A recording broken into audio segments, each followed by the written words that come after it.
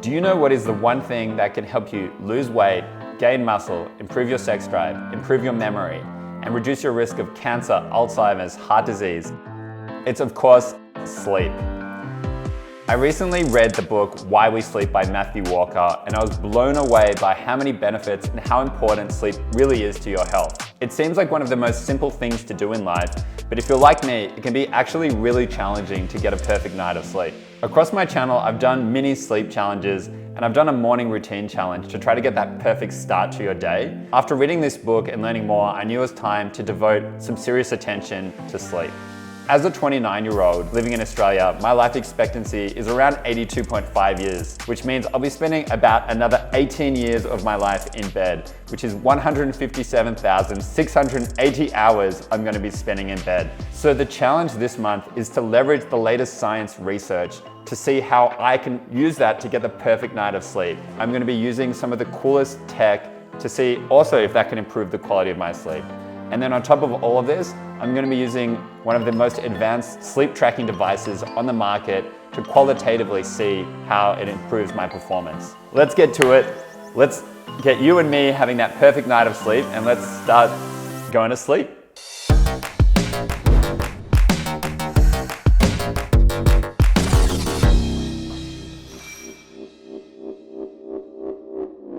This month I'm turning 30, so I'm getting a little bit older. And as I get older in life, sleep is becoming more and more important. I can't just have those late nights and expect to be fine the next day.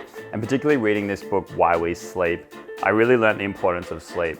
Even though I might be spending an extra hour in bed, I actually think that hour in bed might translate to 2 hours of efficiency throughout the day and years added on into my life in terms of just being healthy and high performing. So I think that this is really important and something to tackle while I'm young. So the plan for the month is going to be like this. So number one is I have this device called an Oura Ring. I've had it since about late November, and I've been tracking my sleep intermittently. This is a classic night. It's a 63, pretty bad. Time in bed 8 hours, but only slept 6 hours. You can see I didn't get enough deep sleep, didn't get enough REM sleep. It took me almost an hour from going into bed to falling asleep. I woke up before I got up as well, so just not a good night. This is an example of kind of my bad sleeping habits. My plan and my outline is I'm going to be using this data, and the first 10 days I'm going to be taking the best advice about sleep. So that's no caffeine and no alcohol for as much as I can, because maybe sometimes life's going to get in the way slightly. Trying to get to bed around the same time every night, which for me is going to be 9:30 to around 11:15. Having a bedtime routine, meaning no blue lights and things like that right before bed. Getting some sunlight and activity during the day. Maybe even taking a hot shower so that my body starts to cool down and my temperature is a little bit lower for sleep. And so I'm going to be tracking that and seeing how my data can improve for the first 10 days of the challenge. As the month goes on, I've got something really exciting, which is I've got all this cool new technology, the best mattress I could find, the best bed topper, pillow. I've got this red light thing that you shine in your face, so it's meant to be really good for your sleep as well. So I'm going to be testing out all of this really cool technology to see how that can improve my sleep. Can it make me go to sleep faster? And can it make me have more efficient sleep? This is day one. This is the challenge. Excited to get into it and start sleeping. So one thing that I learned about getting really good sleep is you can actually have a warm shower right before you go to sleep. And then that tells your body to cool down to protect from the warmth. And while your body is cooling down, then that sets your body temperature lower. With a lower body temperature, you can get to sleep faster. And so today I've had a long day, busy day, got a little bit of exercise during the day. So time to have a nice warm shower and get my body colder for a nice good night of sleep. All right, I just showered and now I'm in bed. Unfortunately, I need to turn on some light to film, to vlog. That's one of the bad things with filming this challenge. But I'm gonna go to red light. Hey Google, red light, and get a good night's sleep. It's getting hot in here. Bang. Bang. Google. So it is night 2 of my sleeping challenge. I got my stats from my first night of sleeping. I got an 85. Most of my sleep quality was pretty good. You can see it shows my individual stages of sleep and everything was looking all right. What was really cool to see was my readiness was really good. So I had a readiness of 96, which means I'm gonna feel well rested enough to put in like a lot of effort in the gym or, you know, do strenuous activities. Feeling solid about my last night, but it was only an 85 sleep, so I'm looking at what I could improve, and I'm gonna try to be a little bit more strict tonight. So I'm gonna go red lights, a little bit of meditation, and hopefully get a better score. So time for some red light. Ooh, scary. So the reason I'm using red light is because there's just less blue in the red light, and the blue is a thing that stimulates your mind to think that it's daytime and you need to be awake, and the red light helps you release melatonin when you're going to sleep and makes your body feel, you know, like it's ready to sleep. It is day 3, and last night I had some awesome sleep. I got a 95 out of 100. Today and yesterday I've been consciously trying to get some sun. I might do 10 to 15 minutes walk in the sun. I'm opening up my blinds in the morning so that I'm getting my circadian rhythm in line with the sun during the day. I felt good during the day. I was super productive. I was happy. I just felt in the zone. I'm starting to feel the benefits of good sleep. It is 9:30, which means it is time to make the lights red, time to do a little bit of Zen relaxation, and then hopefully have another awesome night of sleep. So one of the worst things that happens to me when sleeping has happened tonight, where I just lie in bed and I just can't fall asleep. You know, an hour passes and 2 hour passes, and you can get sleep anxiety where you feel like you just can't fall asleep. And so it's recommended that you turn on, you know, a very dull light, you get out of bed and you start doing another activity. So I'm going to listen to an audiobook. I might sit up, listen to an audiobook. I've got my dull light on, and then once I'm feeling sleepy again, give it another go. But this is definitely something that I need to think about and try to make sure it doesn't keep happening throughout the challenge, because it's going to ruin my sleep. Let's see how we go. It is day 9, and I've had some of the best sleep I've ever had, honestly, in my entire life. A couple of things that I've noticed. Number one is I kind of need my sleep opportunity, time in bed, to be about 9.5 hours to actually score a good number on my sleep. I still don't fall asleep fast enough or get high enough quality sleep in less than 8.5 hours in bed to actually get those numbers, which is meaning that I'm having to get to bed kind of early. And sometimes when I do get woken up throughout the night, I get this sleep anxiety where I just can't fall back to sleep, and I'm lying in bed and I'm tossing and turning. I think a lot of people experience this, where it can be quite a struggle to actually fall back to sleep. And so I'm really excited to start trying some of these products, because a lot of them can help you fall asleep quicker and stay asleep while you are sleeping. So that's something I'm really excited to try out. They're all kind of sitting in my bedroom. Excited to jump into that and see if I can continue to improve my sleeping journey.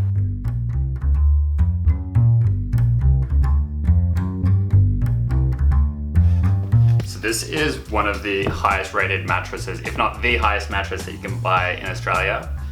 And this is my first spin on it, and I gotta say, it is really comfortable. Like, I really like my old mattress and I didn't think anything was wrong with it.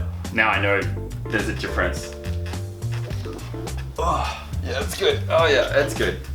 So a few things about selecting mattresses. One of the big things that you want to do is a mattress that is durable and won't dip. And I actually found in my last mattress, there was a bit of a dip throughout the mattress. And you kind of feel that, and it wasn't perfectly even. And apparently that's what a lot of the mattress in the box mattresses do. So be careful if you are picking a new mattress. It's also important to buy a mattress for your body weight. A lighter person might want a softer mattress, and someone heavier like myself that sleeps on my back will actually want a firmer mattress. That's going to be a really important thing to figure out. Another really cool device that I got to use this month is the Juve Go. And now what this is something called red light therapy. It's just this little device that shines really, really powerful red light. Look at that, it's crazy. Oh my God, it's so powerful. By getting a 10-minute session with this Juve, by just shining it on your arms and your face, that can actually improve your skin quality, improve your testosterone, improve a lot of different factors in your health. But I'm really interested in how it can actually improve sleep. There's actually studies to say that people that have sleep disorders, instead of using drugs and instead of using more invasive ways of improving their sleep, they're actually using red light therapy to get a really good night's sleep. So I'll keep playing around with this and report in. One thing I want to talk about is sleep masks. So obviously it's important to sleep with low lights in the room and as much darkness as you can. And You know, the best thing that you can really do is try to block that out yourself. So put black tape over devices, close your blinds, close your windows, make sure that there's no light seeping through. But if your room's like my room, it's going to be unavoidable in the mornings. And sometimes if you've got a bad night's sleep, you want to keep sleeping, which is why I've tested quite a few different sleeping masks. And honestly, I'm really not a fan of any of these. I find like they're kind of compressing my head a little bit. It just really negatively influences my sleep. So I'm not a fan of any of those. And funnily enough, what I use is just a t-shirt. So I just take a t-shirt and this probably looks ridiculous. Put it over my face like this. And if I open my eyes now, which I am, it's just pitch black for me. And this I find really comfortable. I sleep on my back, so that's fine. But even if I slept on my side, I find just going like that is really comfortable. It's kind of like a blanket on your face. But yeah, that's actually what I would choose to use over the sleeping mask. I know everyone's got their preferences. That's my opinion on sleep masks if you're looking into trying to get some shut-eye when there's a bit of light. So over the rest of the month, every few days I'll try a new piece of sleep technology or something that I've researched that's meant to help you get really good sleep. I tried the L'Octane Relaxing Pillow Mist, which is filled of different really nice essential oils that is meant to help you fall asleep faster. Ta-da! I also had Four Sigmatic tea, which is a mushroom tea, which tastes actually pretty good and it's meant to have a lot of health benefits as well as it's meant to help you relax before going to bed. Definitely tastes mushroomy. I tried the Neptune weighted blanket, which also had magnets through it. It's heavy. The blanket is actually 11 kilos. It can make you feel really relaxed and less anxious, and that can help you fall asleep faster. I also tried a gel cooling bed topper. The idea with this device is it's meant to cool you down before you're going to sleep, and to be a little bit cooler is more optimal for falling asleep. And then finally, I tried one of the best pillows I could find from REM Fit. It's memory foam, and it does feel a little bit squishy, but again, it's got cooling gel technology in it, so it can be really refreshing to use the pillow. And after using it a little bit, I did find it to be a really impressive pillow. And so I got to try these every few days, trying a new piece of technology to really see how it influenced the quality of my sleep.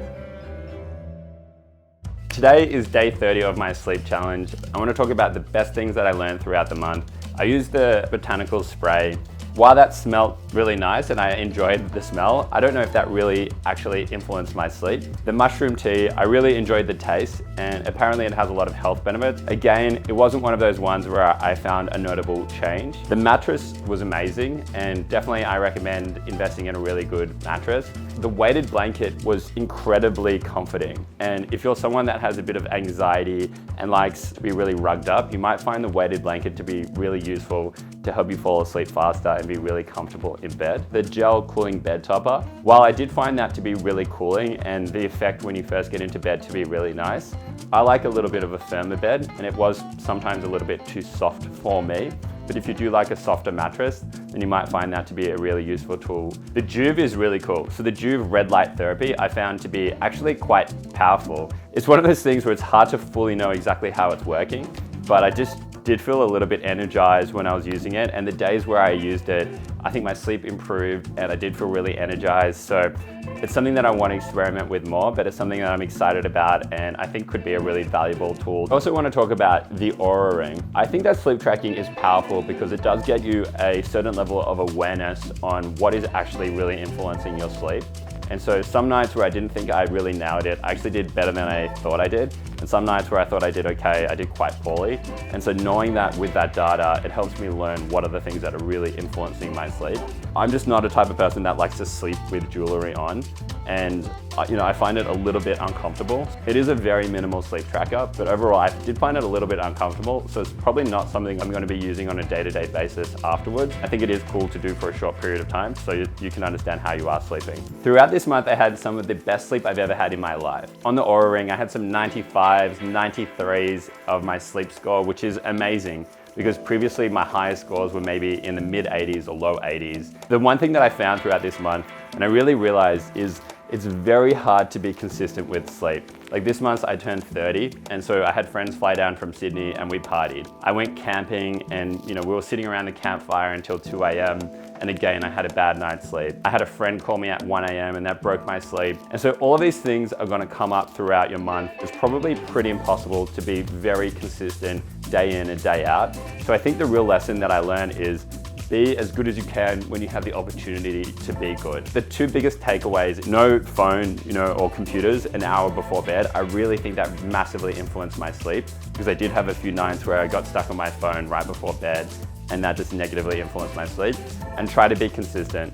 So, that means for me going to bed around 10 o'clock and trying to get to sleep by 10:30 to 11. And that consistency in timing was just so powerful to getting those good sleep scores. All these other little things that I mentioned throughout this video can really help your opportunity because you might have a limited amount of opportunity to actually get good quality sleep. So why not try to optimize that time as much as possible so you do sleep well during that time. That wraps up my sleep video. I actually have a friend and another YouTuber over at What Would Carla Say, and she did a sleep challenge as well this month.